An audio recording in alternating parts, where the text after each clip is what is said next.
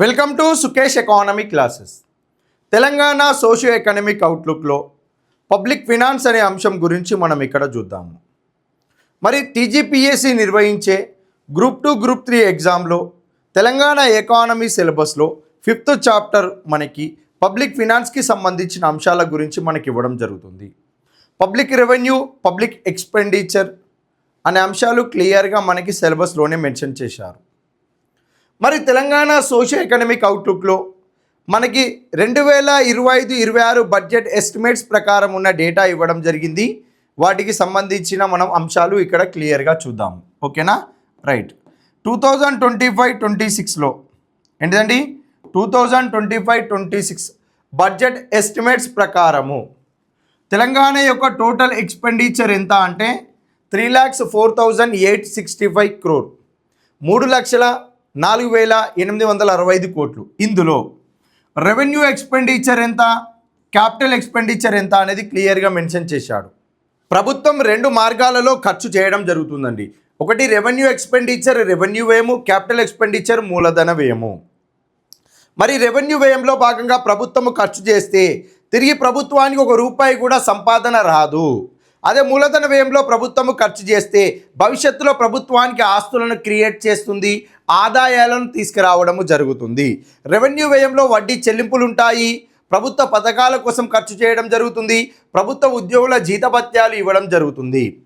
మరి మూలధన వ్యయంలో అభివృద్ధి ప్రాజెక్టులు ఉంటాయి, పరిశ్రమలు ఉంటాయి.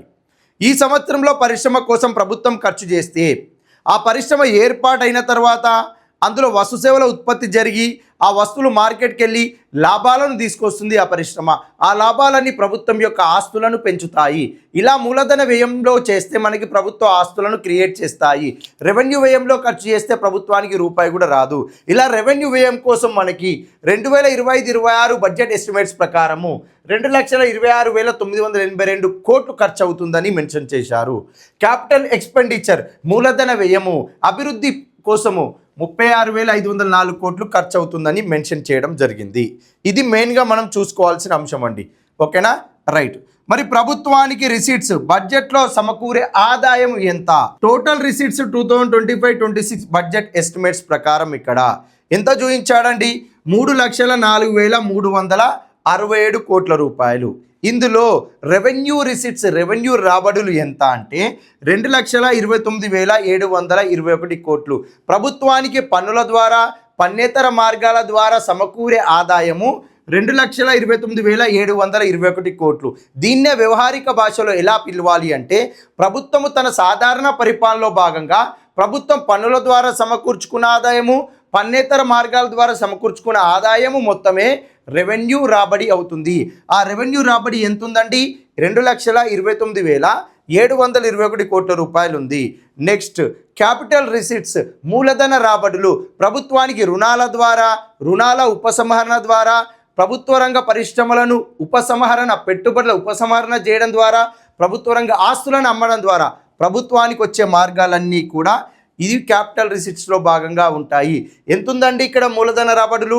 74,646 కోట్ల రూపాయలు ఉంది. ఇది చూసుకోవాలి. నెక్స్ట్ ఇక్కడ ఏమి ఇచ్చాడంటే 2023 డిసెంబర్ నుంచి 2025 డిసెంబర్ వరకు ప్రభుత్వం తీసుకున్న అప్పు ఎంత అంటే 3,19,179 కోట్ల రూపాయలు. 2023 డిసెంబర్ నుంచి 2025 డిసెంబర్ వరకు తెలంగాణ రాష్ట్ర ప్రభుత్వం తీసుకున్న అప్పు 3,19,179 కోట్ల రూపాయలు. మరి ఈ అప్పును ఏం చేశారు అంటే గతంలో మన ప్రభుత్వము చేసిన అప్పు అనగా తెలంగాణ రాష్ట్ర ప్రభుత్వం గతంలో ఉన్నప్పుడు చేసిన అప్పులు అసలు వడ్డీ కలిపి 3,04,202 కోట్ల రూపాయలను చెల్లించడం జరిగింది అనే అంశాన్ని ఇక్కడ మెన్షన్ చేశారు. ఇది కూడా చూసుకోవాలి. నెక్స్ట్ ఇంకొక అంశం ఏంటిది అని అంటే ఇక్కడ క్లియర్గా ఇవ్వడం జరిగిందండి. ఈ ఏరియా నుంచి మనకి క్వశ్చన్ వస్తుంది. ఏంటిదంటే 16th ఫినాన్స్ కమిషను 16వ ఆర్థిక సంఘం తెలంగాణ రాష్ట్రానికి ఎంత నిధులు కేటాయించాలి అనే అంశాన్ని ఇక్కడ క్లియర్గా మెన్షన్ చేసింది. మరి 16వ ఆర్థిక సంఘం కేంద్ర పన్నుల్లో రాష్ట్రాల వాటాగా 41% నిర్ధారించింది. ఏంటిది? 41% వాటా నిర్ధారించింది. మనం మాట్లాడుకున్నాం ఆల్రెడీ ప్రీవియస్ క్లాస్లో. ఆర్థిక సంఘము కేంద్రానికి రాష్ట్రాలకు మధ్య వర్టికల్ డివల్యూషన్ మెథడ్లో రాష్ట్రాలన్నిటికీ కలిపి 41% వాటాను కేటాయించిందని మాట్లాడుకున్నాం.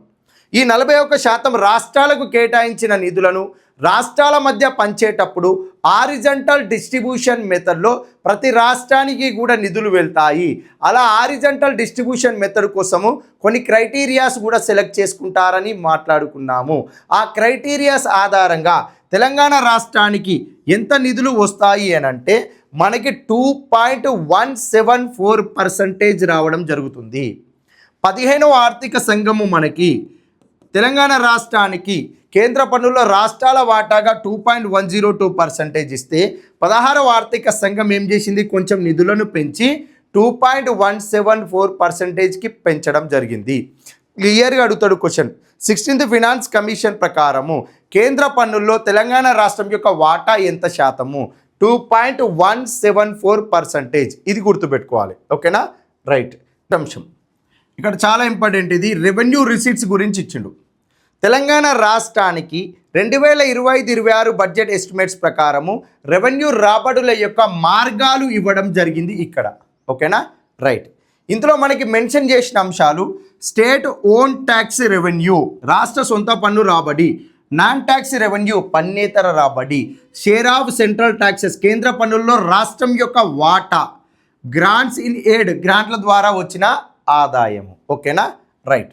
మరి ఇప్పుడు తెలంగాణ రాష్ట్రానికి మొత్తంగా రెవెన్యూ రాబడులు ఎంత వచ్చాయి? 2025-26 బడ్జెట్ ఎస్టిమేట్స్ ప్రకారము టోటల్ రిసీట్స్ తెలంగాణ రాష్ట్రానికి వచ్చిన మొత్తం రాబడి 3,04,367 కోట్ల రూపాయలు. ఓకేనా? ఇందులో మనకి రెవెన్యూ రిసీట్స్, రెవెన్యూ రాబడులు ఉంటాయి, క్యాపిటల్ రిసీట్స్, మూలధన రాబడులు.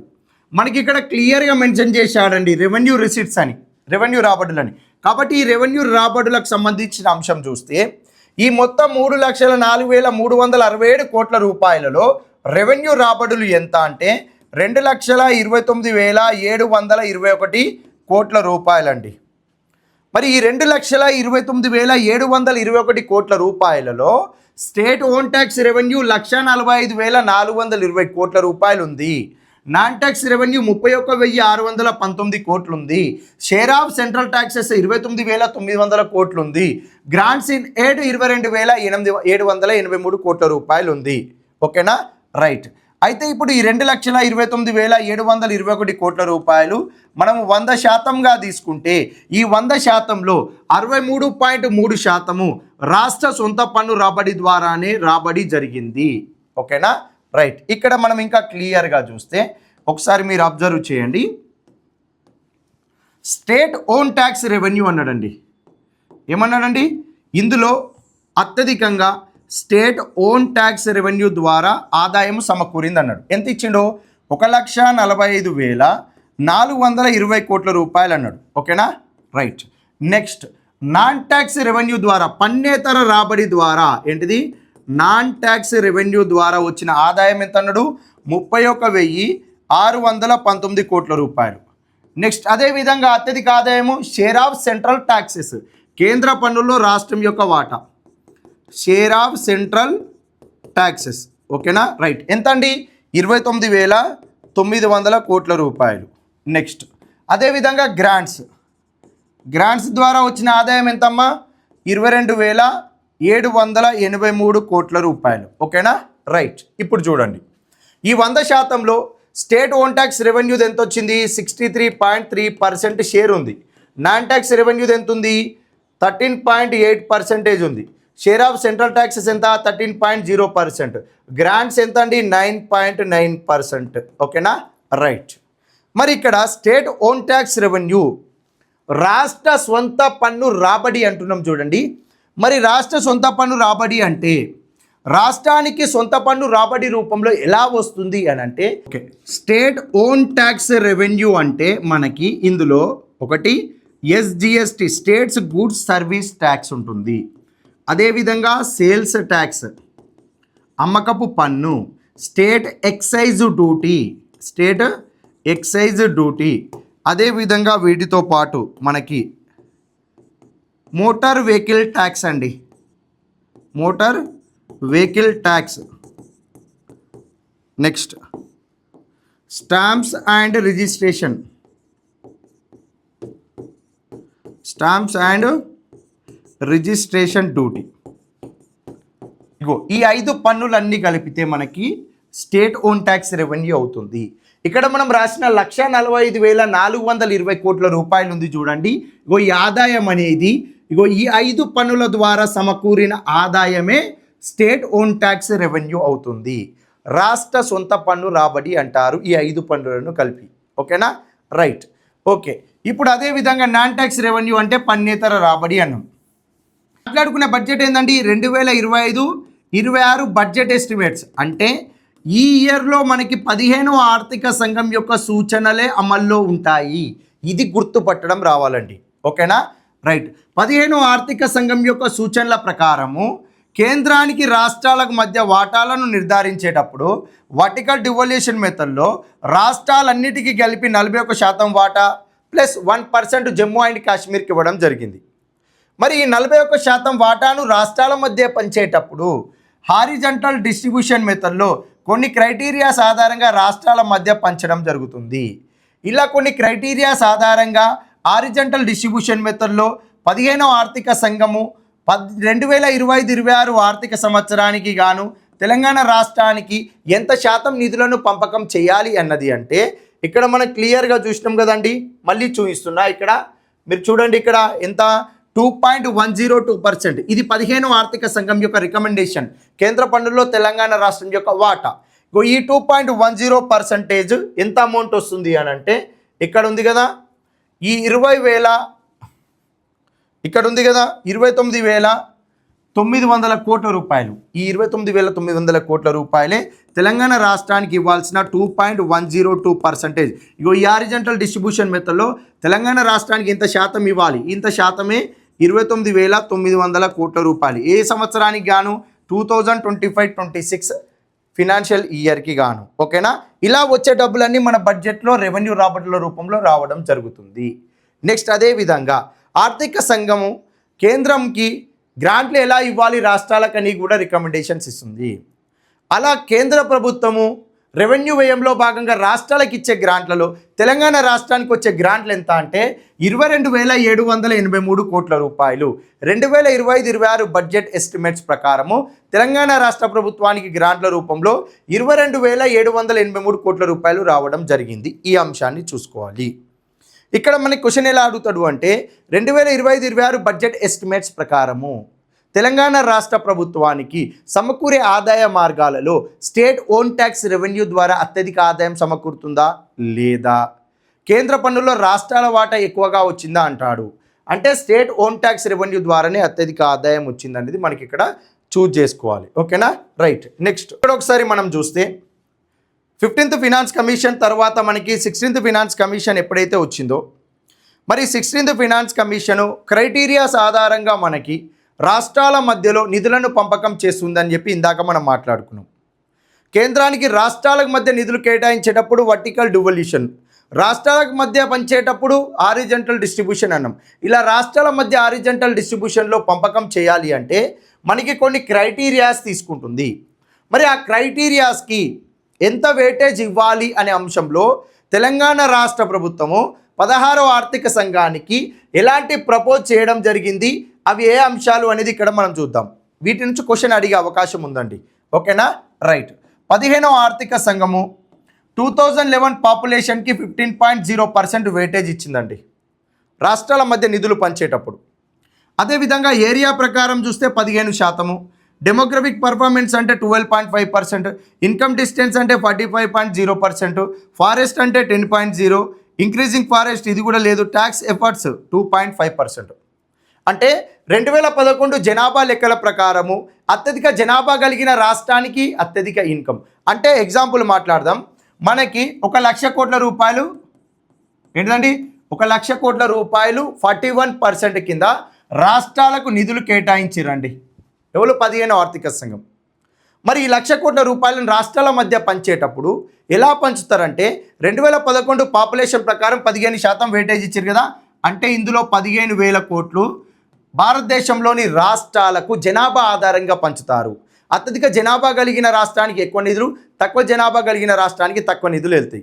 అదేవిధంగా ఈ 1,00,000 కోట్లలో మరొక 15,000 కోట్ల రూపాయలు భారతదేశంలోని రాష్ట్రాల విస్తీర్ణం ఆధారంగా పంచుతారు. ఏంటిది?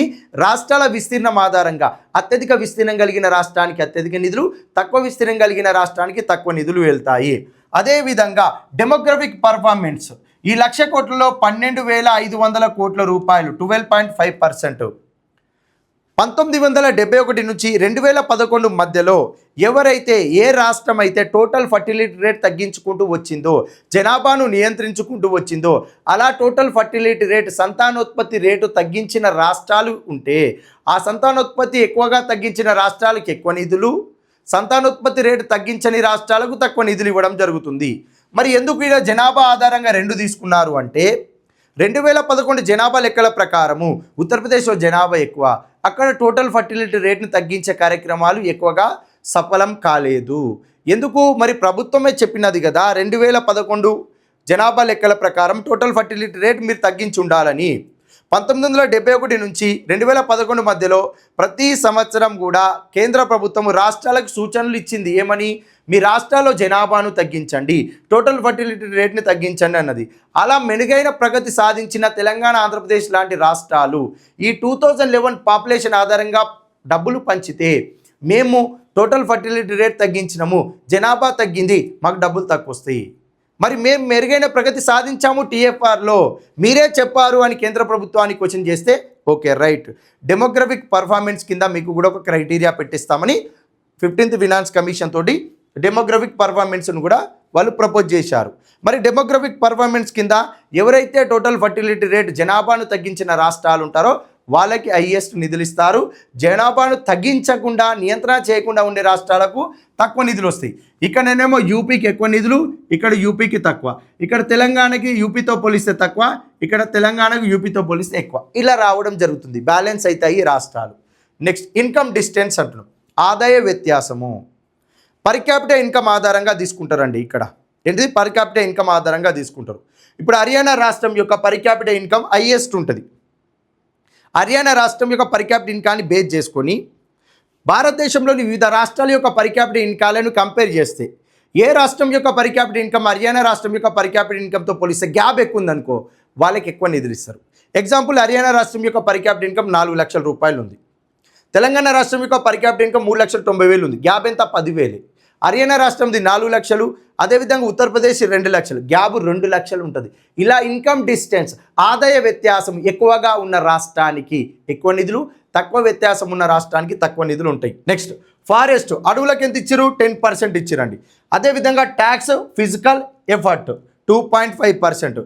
ఏ రాష్ట్ర ప్రభుత్వం అయితే పన్నుల ద్వారా అత్యధిక ఆదాయాన్ని సమకూర్చుకుంటుందో, అత్యధికంగా రాష్ట్రానికి వచ్చే రెవెన్యూ రాబడులలో పన్నుల ద్వారా అత్యధిక ఆదాయము మొత్తం రాబడిలో ఆ రాష్ట్ర ప్రభుత్వానికి సంబంధించిన స్టేట్ ఓన్ ట్యాక్స్ రెవెన్యూ అత్యధికంగా ఉంటే ఆ రాష్ట్రానికి ఎక్కువ నిధులు ఇవ్వడం జరుగుతుంది. 2.5లో భాగంగా, అనగా 1,00,000లో 2,500 కోట్ల పంపకం ఎట్లా చేస్తారు రాష్ట్రాల మధ్యలో?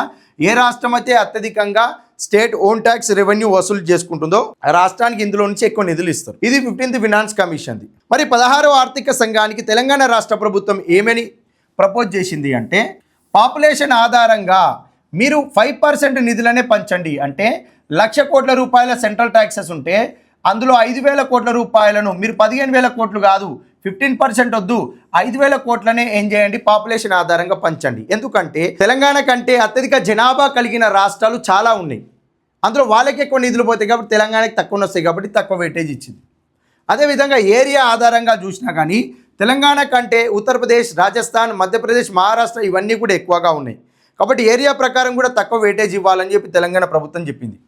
డెమోగ్రఫిక్ పర్ఫార్మెన్స్ ప్రకారం 1,00,000లో 10,000 కోట్ల రూపాయలు పంచండి. ఎందుకంటే మనం కూడా టోటల్ ఫర్టిలిటీ రేట్ చాలా తక్కువగా తగ్గించుకుంటూ వచ్చాం కాబట్టి మనకి ఎక్కువ నిధులు వచ్చే అవకాశం ఉంటుంది కాబట్టి వెయిటేజ్ 10% ఇచ్చినాం. నెక్స్ట్ అదేవిధంగా ఇక్కడ ఇన్కమ్ డిస్టెన్స్కి ఏమంటున్నాడు అని అంటే, పర్ క్యాపిటల్ ఇన్కమ్ హైయెస్ట్ ఉన్న స్టేట్ తోటి కంపేర్ చేసినప్పుడు తక్కువ డిస్టెన్స్ ఉంటే తక్కువ నిధులు వస్తున్నాయి కాబట్టి దీనికి షేర్ పెంచు అంటున్నాడు 20%. ఏంది? తెలంగాణ రాష్ట్ర ప్రభుత్వం. నెక్స్ట్ కాంట్రిబ్యూషన్ టు జీడిపి అనే అంశాన్ని 16వ ఆర్థిక సంఘం తీసుకొచ్చిందండి. ఏంటిది? 16వ ఆర్థిక సంఘం కొత్తగా తీసుకొచ్చింది. అంటే తెలంగాణ రాష్ట్రం నుంచి ఇండియా జీడిపికి హైయెస్ట్ కాంట్రిబ్యూషన్ పోతుంది కాబట్టి 50% వెయిటేజ్ ఉండాలన్నాడు. 1,00,000లో 50,000 కోట్లను మనం కాంట్రిబ్యూషన్ టు జీడిపి ఆధారంగా పంచండి అని తెలంగాణ రాష్ట్ర ప్రభుత్వం ప్రపోజ్ చేసింది. నెక్స్ట్ అదేవిధంగా ఫారెస్ట్ కవర్ ఆధారంగా 5.0% అన్నారు. ట్యాక్స్ ఫిజికల్ ఎఫర్ట్స్ ప్రకారం 5.0% అన్నారు. మరి 16వ ఆర్థిక సంఘం వాస్తవంగా తీసుకున్న క్రైటీరియాలలో ఏమేమి తీసుకుందనేది ఇక్కడ చూస్తే పాపులేషన్ ఆధారంగా 17.5%. తెలంగాణ 5 ఇవ్వమన్నది, కానీ ప్రీవియస్ 15th ఫినాన్స్ కమిషన్తో పోలిస్తే ఇంకా 2.5% ఎక్స్ట్రా ఇచ్చింది. నెక్స్ట్ ఏరియా ఆధారంగా 10%. నెక్స్ట్ అదేవిధంగా డెమోగ్రఫిక్ పర్ఫార్మెన్స్కి 10%, ఇన్కమ్ డిస్టెన్స్కి 42.5%. నెక్స్ట్ కాంట్రిబ్యూషన్ టు జీడిపికి 10%. తెలంగాణ 50% ఇవ్వమన్నది, కానీ 16th ఫినాన్స్ కమిషన్ ఎంత ఇచ్చిందండి? 10%. ఫారెస్ట్ ఎంత అండి? 10%. అంటే ఒకసారి ఇక్కడ మీరు అబ్జర్వ్ చేస్తే మనకి 16th ఫినాన్స్ కమిషన్ తీసుకున్న క్రైటీరియాస్ ఏంటండి? ఒకటి పాపులేషన్, సెకండ్ ఏరియా, థర్డ్ ఏంటిదండి డెమోగ్రఫిక్ పర్ఫార్మెన్స్, ఫోర్త్ ఏంటిదండి ఇన్కమ్ డిస్టెన్స్, ఫిఫ్త్ ఏంటిదండి కాంట్రిబ్యూషన్ టు జీడిపి, సిక్స్త్ ఏంటిదండి ఫారెస్ట్. ఇలా మనకి 6 క్రైటీరియాస్ ఆధారంగా 16వ ఆర్థిక సంఘం రాష్ట్రాల మధ్య కేంద్ర పన్నుల వాటాలను పంపకం చేసింది. అందులో పాపులేషన్కి 17.5, ఏరియాకు 10, డెమోగ్రఫిక్ పర్ఫార్మెన్స్కి 10, ఇన్కమ్ డిస్టెన్స్కి 42.5, కాంట్రిబ్యూషన్ టు జీడిపి 10, ఫారెస్ట్కి 10. అంటే నీకు ఇక్కడ ఫిజికల్ ఎఫర్ట్కి 15th ఫినాన్స్ కమిషన్ క్రైటీరియా తీసుకుంది, కానీ 16th ఫినాన్స్ కమిషన్ తీసుకోలేదు. ఈ అంశాన్ని మనం ఇక్కడ క్లియర్గా చూడాలి. తప్పనిసరిగా 16వ ఆర్థిక సంఘం నుంచి క్వశ్చన్ వచ్చే అవకాశం ఉందండి. ఓకేనా? Thank you.